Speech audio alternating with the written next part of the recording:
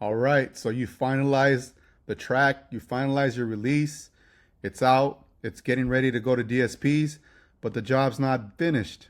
Job's not finished, man. Pop up a little Kobe, meme there. Job's not finished. What do we do now?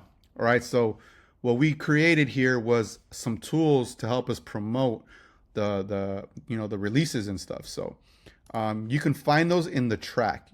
We might add them to releases just because releases has all of the tracks there, and we can do a lot with all all the information that we have for tracks inside of a release container.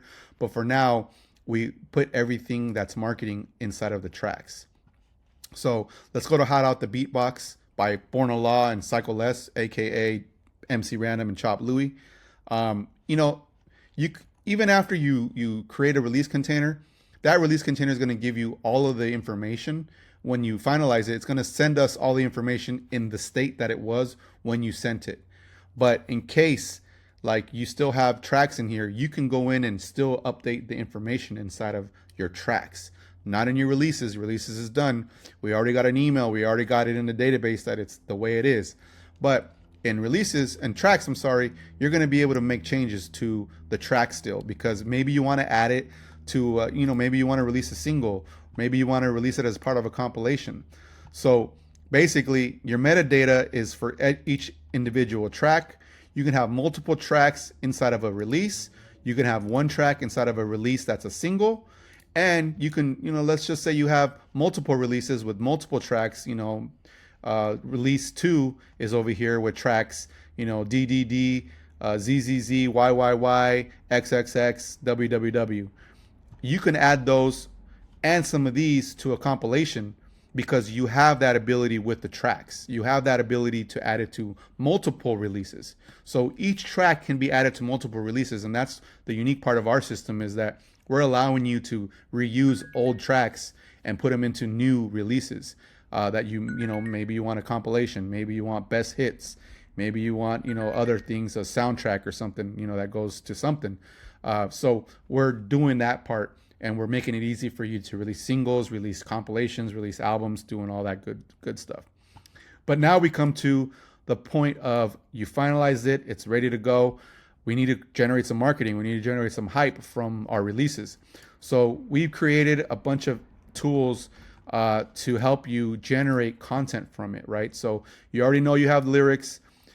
This is the most important part because it's gonna describe, your marketing part is gonna describe everything that you see in the lyrics, everything that we're using here in the tracks.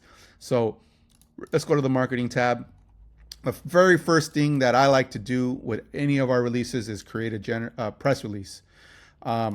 This part right here I haven't explained to you yet, but you're gonna select the person who's like writing it, right? So your marketing guy, your press release guy, your publicist is going to be making these calls and making these emails and sending them out and doing all this stuff. So, for now it's me.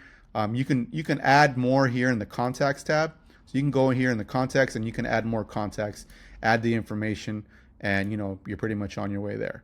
But let's go back into this release, go to the marketing tab, and then we're going to generate a press release real quick. So we're going to generate that press release. It's going to do its magic. It's going to do its work.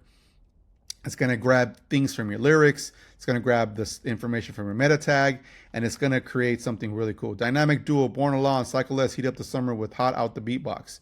It's going to write an entire press release for you, pretty much grabbing all the information from your artist profile, if you have a profile, from your bio, your social media links for the main artists and stuff like that.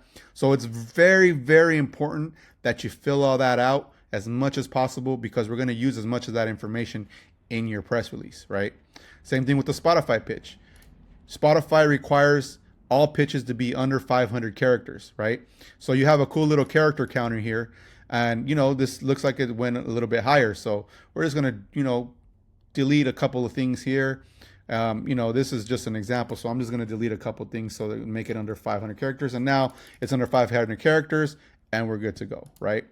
The same thing here. You generate an email pitch, hit generate email pitch, and it's going to put it for you in here. And then social media pitch. You can generate a social media post, and it's going to basically bring the post into here.